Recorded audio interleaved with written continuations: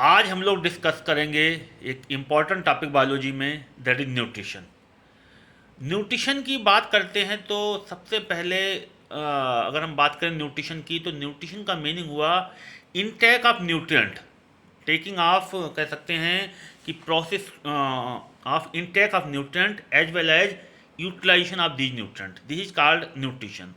तो nutrient term जो आया है कि न्यूट्रिएंट्स क्या हैं, तो हम कह सकते हैं कि न्यूट्रिएंट वो सब्सटेंस हैं जो कि ऑर्गेनिज्म अपनी सराउंडिंग से ऑब्टेन करता है, और मेनली इन न्यूट्रिएंट्स का यूज वो एनर्जी के प्रोडक्शन के लिए या बायोसिंथेसिस ऑफ बॉडी कॉन्स्टिट्यूंट, जो उसके बॉडी कॉन्स्टिट्यूंट यानी जो टिश्यू हैं, ऑर्गन्स हैं, उनके फॉर्मेशन के लिए वो यूज करेगा जो सब्सटेंस है, उन्हीं को हम न्यूट्रिएंट्स कहेंगे। यानी न्यूट्रिएंट्स का मेनली दो फंक्शन हो गए, एक एनर्जी प्रोवाइड करना है और एक जो है बॉडी कॉन्स्टिट्यूट के फॉर्मेशन में पार्टिसिपेट करना है। मेनली अगर हम बात करें न्यूट्रिएंट्स, आपने लोअर क्लास में पढ़े हैं कि न्यूट्रिएंट्स में भी कार्बोहाइड्रेट्स, पॉलीसेक्राइड जिसको हम कहते हैं, न्यूट्रिएंट्स मेनली प्रोटीन्स भी होते हैं, ठीक है। न्यूट्रिएंट्स जो हैं फैट्स भी हैं, न्यूट्रिएंट्स अमीनो एसिड जो आपके मिनरल्स हैं, न्यूट्रिएंट्स जो हैं वो आपके विटामिन भी हैं। मेनली अगर आप देखें कि जो न्यूट्रिएंट्स की हम लोग बात कर रहे हैं, जैसे कार्बोहाइड्रेट्स है जो कि पॉलीसेक्राइड्स है, ultimately it will break into the glucose जो कि एक मोनोसेक्राइड है। Protein will digest ultimately into the amino acids. इसी तरह फैट्स की अगर हम बात करें तो ultimately fats will digest into the fatty acids. तो ये सब हम लोग डिस्कशन करेंगे। तो सबसे पहले आपको मालूम चाहिए कि न्यूट्रिएंट्स क्या हैं। तो न्यूट्रिएंट्स आप लोग जान रहे हैं कि न्यूट्रिएंट्स में भी कार्बोहाइड्रेट्स हो सकता है, प्रोटीन्स हो सकती है, लिपिड्स हो सकते हैं, विटामिन हो सकते हैं, मिनरल्स हो सकते हैं। एंड उनके यूज जो है मेनली कार्बोहाइड्रेट्स और फैट्स एनर्जी प्रोवाइड करते हैं, बाकी प्रोटीन्स हैं, मिनरल्स है, विटामिन है, दे help in the making the body constituent. Nutrition के आधार पर आप समझ सकते हैं कि जो न्यूट्रिशन है, there are two type of nutrition. आपने पढ़ा है, आपके सबसे पहले जनरल चीज़ें हैं कि न्यूट्रिशन दो टाइप के हैं, एक ऑटोट्रॉपिक मोड ऑफ न्यूट्रिशन और दूसरा जो है वो हेट्रोट्रॉपिक मोड ऑफ न्यूट्रिशन। तो सबसे पहले अगर हम बात करें ऑटोट्रॉपिक मोड ऑफ न्यूट्रिशन, जैसा कि आप देख सकते हैं कि those organism which can make their own food with the use of sunlight or chemicals, they are called these organisms are called autotrophs, and this process of nutrition is called autotrophic nutrition। तो mainly green plants हैं जो autotrophic nutrition को show करते हैं। आप देख सकते हैं नीचे देखा रखा है कि plant photosynthesize use light energy and called photo autotrophs. यानी ऑटोट्रॉप में भी एक्चुअली दो कैटेगरी बताई गई कि photo autotroph and chemo autotroph. जो सनलाइट से एनर्जी को गेन करके फूड का प्रिपरेशन कर रहे हैं तो उसको हम फोटो ऑटोट्रॉप्स कहेंगे, और बैक्टीरिया जो केमिकल्स को से एनर्जी को ड्राइव कर रहे हैं उस तरह के उनको हम कीमो ऑटोट्रॉप्स कहेंगे। तो आप समझ सकते हैं ऑटोट्रॉप्स भी दो प्रकार के, photo autotrophs, all the green plant are the photoautotrophs, and the bacteria which use the chemicals to drive the energy, they are called chemoautotrophs। all the mostly bacteria जो होते हैं वो सल्फर है, सल्फर बैक्टीरिया, तो वो कीमोऑटोट्रॉप्स के अंतर्गत आएंगे। तो मेनली यहाँ पर आपको फोटो ऑटोट्रॉप पर ज़्यादा ध्यान देना, क्योंकि मोस्टली जो ग्रीन प्लांट हैं they make their own food with the help of sunlight and carbon dioxide in the presence of in the chlorophyll के प्रेजेंस में। तो फोटोसिंथेसिस को थोड़ा सा यहाँ पर समझाया गया है। यानी ऑटोट्रॉपिक न्यूट्रिशन, जो फोटो ऑटोट्रॉपिक न्यूट्रिशन है, वहाँ पर फोटोसिंथेसिस प्रोसेस बहुत इंपॉर्टेंट है। ये फोटोसिंथेसिस प्रोसेस जो है जिसके द्वारा प्लांट सनलाइट को यूज करके फूड बनाते हैं, कार्बन डाइऑक्साइड वाटर का यूटिलाइजेशन होता है और ऑक्सीजन गैस रिलीज होती है। ये प्रोसेस सेल की मीजोफिल सेल्स में, अगर आप देखा जाए लीफ जो है, लीफ की जो सेल्स होती हैं they are called mesophyll cells. आप देख सकते हैं थोड़ा सा हम इसको अगर हम देखें तो लीफ की जो सेल्स होती हैं, अगर हम लीफ का ट्रांसवर्स सेक्शन देखें तो लीफ में मीजोफिल सेल्स हैं। इन मीजोफिल सेल्स में क्लोरोप्लास्ट या क्लोरोफिल का नंबर बहुत ज़्यादा होता है, इसेंशियल इनका जो है नंबर बहुत ज़्यादा है। तो यहीं पर ये फोटोसिंथेसिस की प्रोसेस हो रही होती है क्लोरोप्लास्ट में, इसलिए क्लोरोप्लास्ट को हम लोग किचन ऑफ द सेल्स भी कह सकते हैं। प्रकार प्लास्टिड्स हैं, इनमें क्लोरोफिल का नंबर बहुत ज़्यादा है। इस क्लोरोफिल का काम है लाइट को एब्जॉर्ब करना और लाइट एनर्जी को केमिकल एनर्जी में कन्वर्ट कर देना। तो आप देख सकते हैं जो लीफ की सेल्स हैं they are called mesophyll cells, इनको मीजोफिल सेल्स कहते हैं, जहाँ पर ये न्यूट्रिशन की जो ये फोटोसिंथेसिस की प्रोसेस है ये हो रही है। और आप देख सकते हैं कि लीफ में जो सेल्स हैं, अपर एपिडर्मिस, नीचे लोअर एपिडर्मिस और बीच की जो सेल्स हैं लीफ की उसको मीजोफिल सेल्स कह सकते हैं। एक्चुअली डाइकोटिलीडन्स की जो प्लांट होता है उसमें लीफ में आप देख सकते हैं कि स्पंजी पैरेन्काइमा और पेलिसेड पैरेन्काइमा दोनों हैं, और स्टोमेटा सिर्फ लोअर सरफेस पर ही होते हैं। स्टोमेटा के बारे में दे रखा कि स्टोमेटा क्या है। तो stomata are the pore on the leaves that help in the exchange of the gases, जो गैसेस एक्सचेंज में हेल्प करते हैं, क्योंकि अगर फोटोसिंथेसिस है तो उसके लिए कार्बन डाइऑक्साइड चाहिए और ऑक्सीजन गैस रिलीज हो रही है, तो वो स्टोमेटा के द्वारा ही हो रहा है।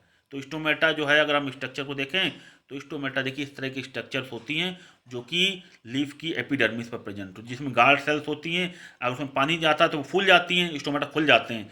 पानी गार्ड सेल से निकल जाता है तो स्टोमेटा बंद हो जाते हैं। एक्चुअली दिन में स्टोमेटा खुले रहते हैं और रात में स्टोमेटा बंद हो जाते हैं। तो stomata are the pore which present on the epidermis of the leaf and they help in the gas exchange, और gas exchange very necessary for the photosynthesis. तो ऑटोट्रॉपिक न्यूट्रिशन आप लोग समझ गए होंगे, यानी autotrophic nutrition it is performed by the plant, all the green plant they can prepare their own food with the help of photosynthesis। अब अगर हम बात करें हेटरोट्रॉपिक न्यूट्रिशन की, हेटरोट्रॉपिक न्यूट्रिशन का मतलब हुआ कि इस तरह का न्यूट्रिशन जिसमें organism can not make their own food, it depend on the other for the nutrition directly और इनडायरेक्टली। अब मेनली हेटरोट्रॉपिक न्यूट्रिशन को भी कई कैटेगरी में डिवाइड किया गया। पहला कैटेगरी है सेप्रोफिटिक न्यूट्रिशन। हेटरोट्रॉपिक न्यूट्रिशन के अंतर्गत है, पहला कैटेगरी है सेप्रोफिटिक न्यूट्रिशन।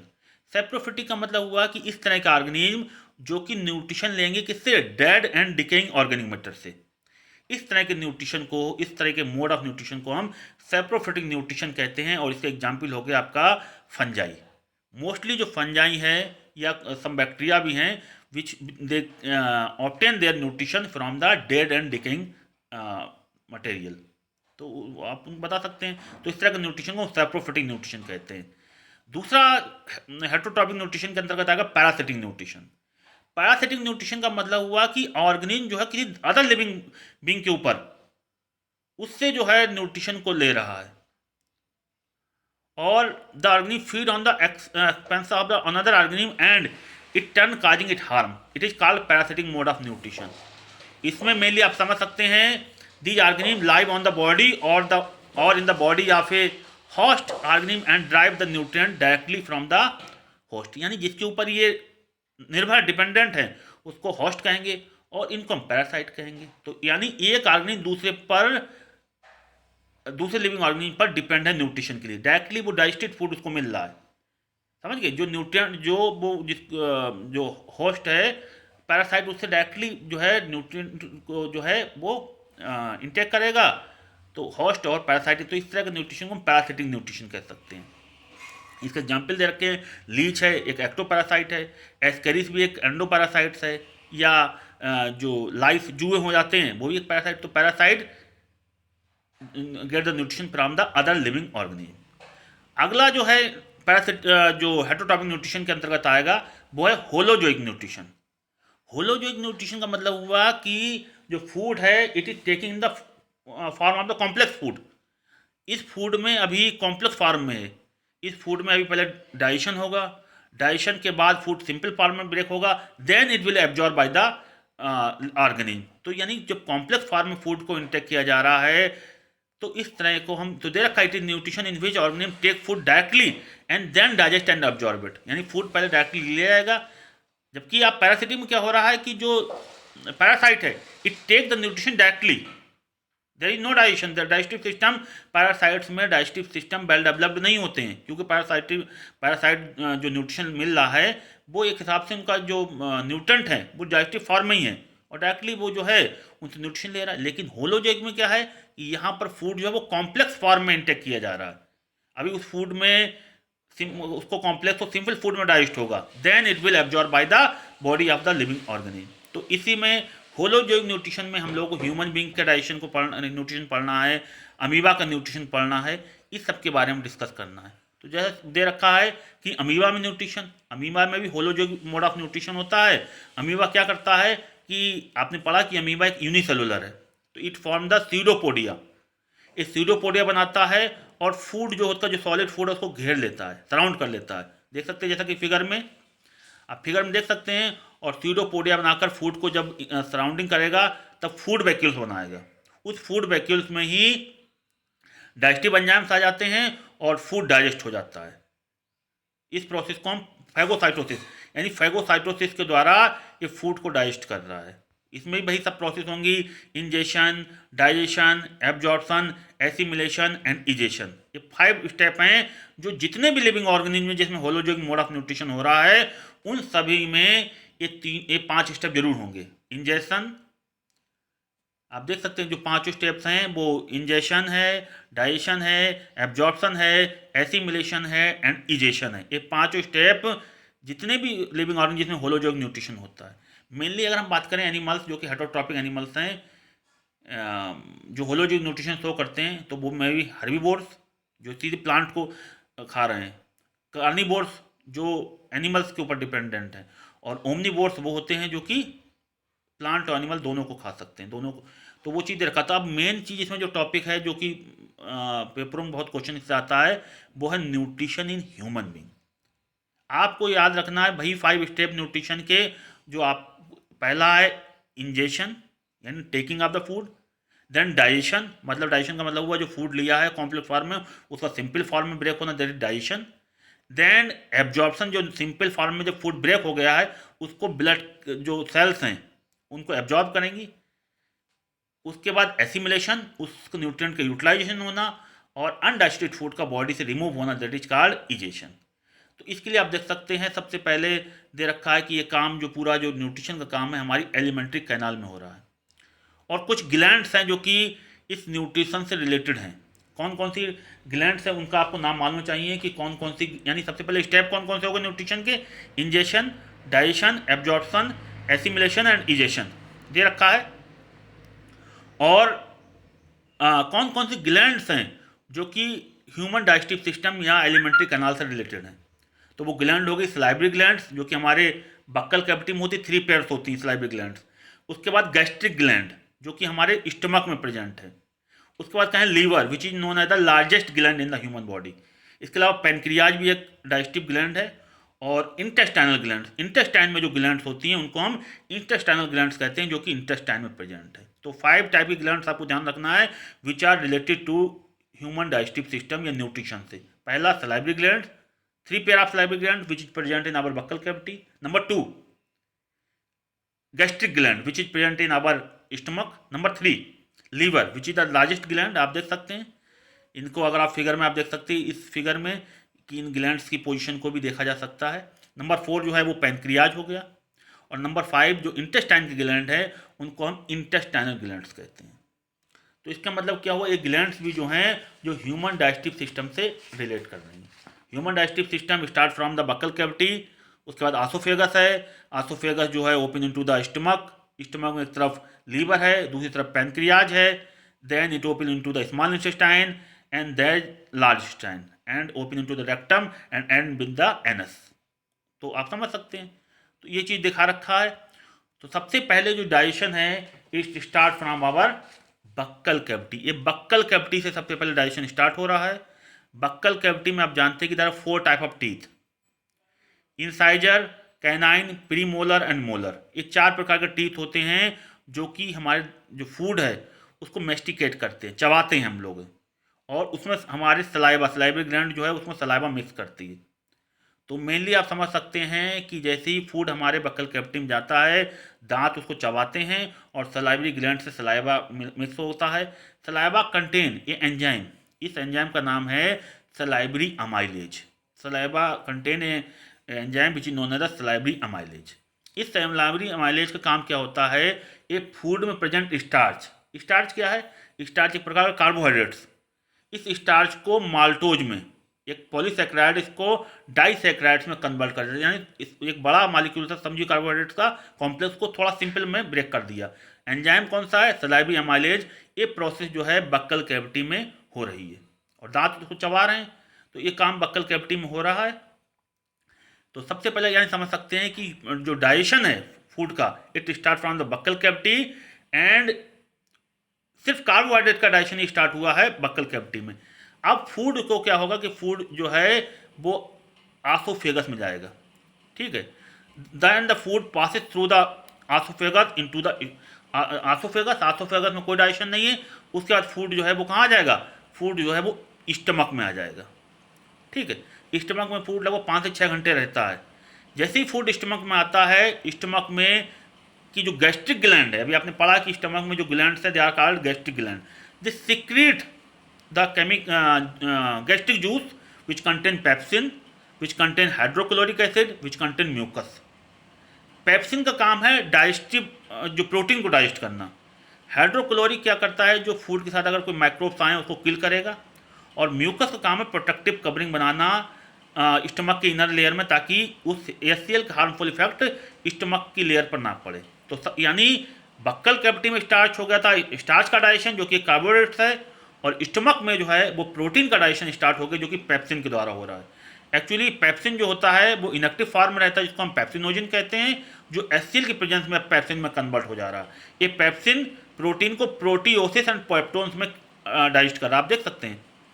आप देख सकते हैं कि किस तरह जो प्रोटीन्स हैं they will break into pepsinogen, पहले क्या कर रहा है, ये पेप्सिन में कन्वर्ट हो रहा है in the presence of HCL, और ये पेप्सिन क्या कर रहा है, प्रोटीन को प्रोटियोसिस एंड पेप्टोन्स में, स्मॉल प्रोटीन्स में ब्रेक कर दे रहा है।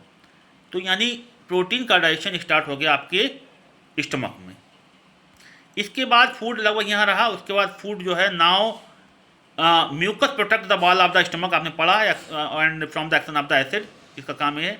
उसके बाद जो फूड है, now this food will move toward the small intestine. Small intestine का जो एंटीरियर पोर्शन को डिओडेनम कहते हैं, उसको हम डिओडेनम कहते हैं, यानी फूड अब डिओडेनम में आ जाएगा।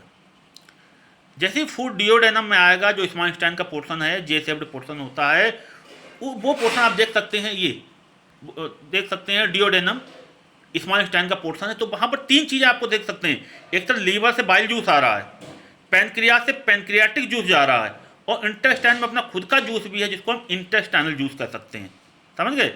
ये चीज़ आपको यहाँ पर ध्यान रखना है कि देखिए, लीवर से क्या जा रहा है, बाइल जूस जा रहा है, पैनक्रियास से क्या जा रहा है, पैनक्रियाटिक जूस जा रहा है, और इंटेस्टाइन में अपना खुद का जूस है जिसको हम इंटेस्टाइनल जूस कह सकते हैं। तो यानी ये जो डिओडेनम स्मॉल इंटेस्टाइन का जो एंटीरियर पोर्शन है, वहाँ 3 तरीके के जूस वहाँ पर आ रहे हैं, बाइल जूस, पैनक्रियास से पैनक्रियाटिक जूस, और इंटेस्टाइन से इंटेस्टाइनल जूस। अब यानी जो फूड जो डाइजेस्ट हो गया, जो अब इसको हम यहाँ पर काइम टर्म यूज किया गया है, अब इसमें फर्दर डाइजेशन होगा। अब क्या होगा, अब फूड जो है इसमें सबसे पहले आप समझ सकते हैं पैनक्रियाटिक जूस क्या करेगा। जाके पैनक्रियाटिक जूस क्या करेगा, एक्चुअली पैनक्रियाटिक जूस में मेन जो एंजाइम आपको ध्यान रखना है वो ट्रिप्सिन का नाम ध्यान रखना है, ट्रिप्सिन एंड लाइपेज। ट्रिप्सिन क्या करेगा, फूड में प्रेजेंट जो प्रोटीन्स हैं उसको फर्दर डाइजेस्ट करेगा, और peptides and then further break into the amino acids, क्योंकि जो प्रोटीन का अल्टीमेटली प्रोडक्ट क्या है, अमीनो एसिड्स है, उसमें ब्रेक कर देगा।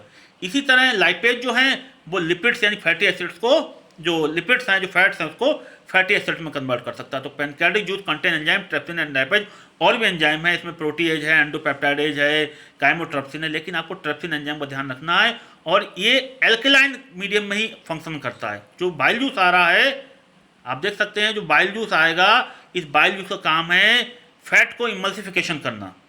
फैट जो है फैटी एसिड्स है, इसको जो फैट है लिपिड्स है, इसको फैटी एसिड में ब्रेक कर देना, और साथ साथ इस बाइल जूस की प्रेजेंस में ही ये पैनक्रियाटिक जूस एक्टिवेट हो रहा है। अदरवाइज ट्रिप्सिन काम नहीं करेगा।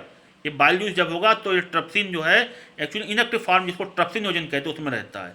तो ये बाइल जूस क्या करेगा, एक तो फैट को इमल्सिफाई करेगा, फैट को फैटी एसिड में कन्वर्ट कर देगा, और साथ साथ पैनक्रियाटिक जूस को भी एक्टिवेट कर रहा है, ताकि पैनक्रियाटिक जूस में जो ट्रिप्सिन है, जो अमाइलेज है, जो लाइपेज हैं, वो एंजाइम अपना एक्शन कर सकें। ट्रिप्सिन क्या करेगा, प्रोटीन को ब्रेक करेगा, अमाइलेज स्टार्च को ब्रेक करेगा, और लाइपेज जो है वो लिपिड्स को यानी फैट्स को ब्रेक करेगा। तो इस तरह पैनक्रियाटिक जूस में भी इस तरह के एंजाइम है जो कि कार्बोहाइड्रेट्स को भी डाइजेस्ट कर रहे हैं, प्रोटीन को भी डाइजेस्ट कर रहे हैं, और अमाइलेज जो है पैनक्रियाटिक अमाइलेज को आपको ध्यान रखना है। अगर सलाइवरी ग्लैंड में है तो वो सलाइवरी अमाइलेज था, वहाँ पर पैनक्रियास से रिलीज हो रहा था वो पैनक्रियाटिक अमाइलेज है। इसी तरह अब इंटेस्टाइन में खुद का भी अपना जूस है जिसको हम इंटेस्टाइनल जूस कर रहे हैं। तब इंटेस्टाइनल जूस क्या कर रहा है, जो इंटेस्टाइनल जूस है इंटेस्टाइनल ग्लैंड के द्वारा रिलीज हो रहा है, ये अब बिल्कुल सिंपल फॉर्म में ब्रेक कर देगा, यानी carbohydrate ultimately break into the glucose, fat ultimately break into the fatty acids, and protein ultimately break into the amino acids, these are the smallest unit, यानी प्रोटीन किसी बनी है अमीनो एसिड्स की, ultimately protein जो बिल्कुल simple form amino acid में break हो जाएगा। फैटी जो फैट्स हैं, लिपिड्स जिसको हम कह रहे हैं, ultimately it will break into the, पहले ग्लिसराइड्स बनाते हैं, then it will break into the fatty acids and glycerol. And carbohydrates जो हैं ये ultimately break into the glucose. तो वो चीज़ यहाँ पर आप समझ सकते हैं। और उसके बाद क्या होगा, जब फूड सिंपल फॉर्म में ब्रेक हो जा रहा है, तब आप जानते हैं कि the wall of small intestine है the several finger like projection called villi having blood vessels, this increase the surface area of the absorption. इसके बाद क्या होगा, जो डाइजेस्टेड फूड है जो सिंपल फॉर्म में ब्रेक हो गया, it is absorb, this process called absorption, इसको हम एब्जॉर्प्शन कहेंगे। मोस्टली एब्जॉर्प्शन का काम स्मॉल इंटेस्टाइन में भी हो रहा है, और मोस्टली वाटर का जो रीएब्जॉर्प्शन है वो लार्ज इंटेस्टाइन में हो रहा है। अब जो एब्जॉर्ब फूड हो गया, न्यूट्रेंट है, उसका यूटिलाइजेशन होगा, जिसको हम एसिमिलेशन कह सकते हैं। उसके बाद जो अनडाइजेस्टेड फूड है वो क्या होगा, वो रेक्टम में जाकर स्टोर होगा और एनएस के द्वारा रिलीज हो जाएगा। इसी को हम इजेशन कह सकते, इसको हम इजेशन कहते हैं। तो आप समझ सकते हैं कि किस तरह से न्यूट्रिशन जो है एक ऐसी प्रोसेस है जिसके द्वारा एनर्जी मिल रही है, और ये जो न्यूट्रेंट जो हैं, कौन कौन से न्यूट्रिशन के स्टेप्स हैं, तो वो आपको ध्यान रखने। पहला स्टेप आपको ध्यान रखना है इंजेशन, इंजेशन मतलब taking of the food, then digestion यानी breaking of the complex food into the simple, आपने पढ़ा ना, carbohydrate ultimately break into the glucose, then absorption, then assimilation, and lastly जो अनडाइजेस्टेड फूड है it is release from the anus, it is called egestion. उम्मीद है कि आप लोगों को वीडियो अच्छा लगा होगा और काफ़ी कुछ आपको पॉइंट्स क्लियर हुए होंगे। इसको आप लोग एक बार फिर से वीडियो को रोक के देख सकते हैं, और जो भी दे रखे हैं डायग्राम्स उसको एक बार आप जो है जूम करके भी उनकी स्ट्रक्चर को देख सकते हैं। बहुत यूजफुल वीडियो रहेगा। 7th क्लास के स्टूडेंट के लिए भी वीडियो बहुत यूजफुल है, जहाँ पर उनको न्यूट्रिशन के बारे में पढ़ना है। 10th क्लास के बच्चों के लिए भी यूजफुल है, जहाँ पर उनको न्यूट्रिशन लाइफ प्रोसेसेस में पढ़ना है। और 11th क्लास में भी ये बायोलॉजी में एक चैप्टर दे रखा, तो वहाँ भी उसको थोड़ा सा वहाँ पर हमें और इलेबोरेट करना पड़ेगा, लेकिन वहाँ भी उनको बेसिक चीज़ को समझ में आ सकता है। तो इसलिए वीडियो को यहीं पर हम रोक रहे हैं, और उम्मीद है कि अगर आपको वीडियो अच्छा लगे तो उसको चैनल को सब्सक्राइब करिए, शेयर करिए, लाइक कीजिए। Thank you.